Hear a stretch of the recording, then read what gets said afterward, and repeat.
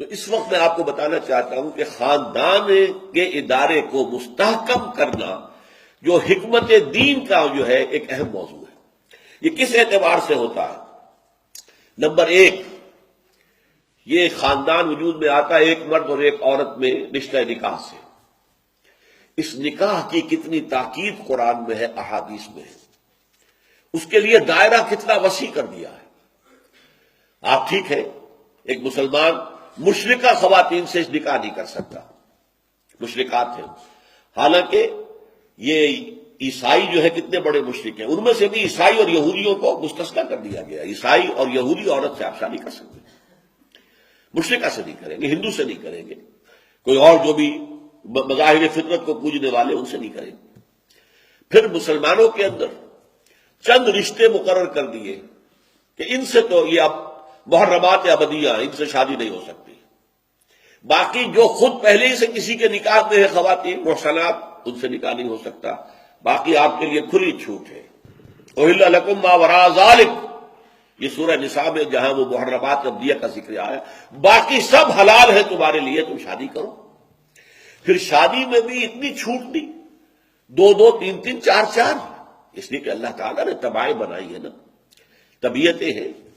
کسی کے طبیعت کے اندر حب مال، دولت کی حرص بہت زیادہ ہے، کسی کے اندر شہوت زیادہ ہوتی ہے۔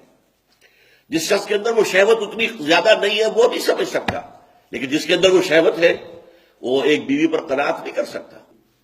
تو قدرت بنانے والا تو اللہ ہے نا، اللہ جانتا۔ اللہ تعالیٰ نے انسان کے اندر جو ہے وہ داعیات رکھے ہیں، تو یہ دو دو تین تین چار چار، مثنیٰ و ثلاث و رباع کی حد تک جو اجازت دی گئی ہے وہ کس لیے دی گئی ہے؟ نکاح کرو، زنا کا دروازہ بند کرو۔ نکاح کا میدان جتنا کھلا ہوگا اتنا ہی زنا کا دروازہ بند ہو جائے گا، اور نکاح کو آپ سخت کر دیں گے، تنگ کر دیں گے، اس کی شرائط بڑھا دیں گے، اس کے لیے رسومات اور اس کے لیے خرچے اور اس کے لیے یہ کر دیں گے، تو ظاہر بات ہے کہ زنا کا راستہ کھل جائے گا۔ یہ ریسیپروکل ہے ایک دوسرے کے خلاف، زنا یا نکاح۔ اسی لیے سادہ ترین تقریب ہونی چاہیے نکاح کی، اس کے اندر جو ہے کوئی بہت بڑے بڑے خرچے اور یہ نہیں ہے۔ اور فرض کیجئے کہ آپ کے پاس آپ کی معاشی حالت جو ہے وہ بہت اچھی نہیں، کوئی بات نہیں، حضور نے فرمایا کہ جو آئے گی وہ اپنا رزق لے کر آئے گی، اللہ تعالیٰ کا رازق ہے، توکل کرو، شادی کرو۔ ہاں، جس کے پاس مہر دینے کے لیے بھی کچھ نہیں ہے، اس کے لیے کہا گیا کہ اس کے لیے بھی ایک رعایت کر دی گئی، کسی لونڈی سے، ہمارے معاشرے میں معاملہ موجود نہیں ہے، اس وقت تھا، لونڈی سے نکاح کر سکتے، جو حالانکہ پسندیدہ نہیں ہے، ورنہ یہ کہ روزے رکھو تاکہ شہوت کا زور جو ہے ٹوٹ جائے۔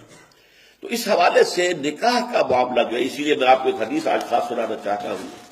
حضور نے فرمایا النکاح من سنتی، یہ تو جو نکاح کا خطبہ ہوتا ہے اس میں ہمیشہ آپ سنتے ہی ہیں، فَمَن لَّمْ يَعْمَلْ بِسُنَّتِي فَلَيْسَ مِنِّي، جان لو جو میری سنت پر عمل نہیں کرتا وہ مجھ میں سے نہیں ہے۔ یہ جو رہبانیت کا نظام دنیا میں رہا ہے، شادی نہ کرنا، شادی کریں گے 100 کھکیڑ پیدا ہو جائیں گے، کہاں ایک پیٹ کا پالنا، کہاں یہ کہ اب بیوی کو بھی کا رزق چاہیے اور بچوں کے لیے چاہیے، اور بچوں کی یہ مشکلات ہیں اور بچوں کے یہ مسائل ہیں، وہ بیمار ہو رہے ہیں، ان کا مدرسہ ہے، یہ سوچنا، لیکن اس وجہ سے ہم شادی نہ کریں، سختی کے ساتھ روک دیا گیا۔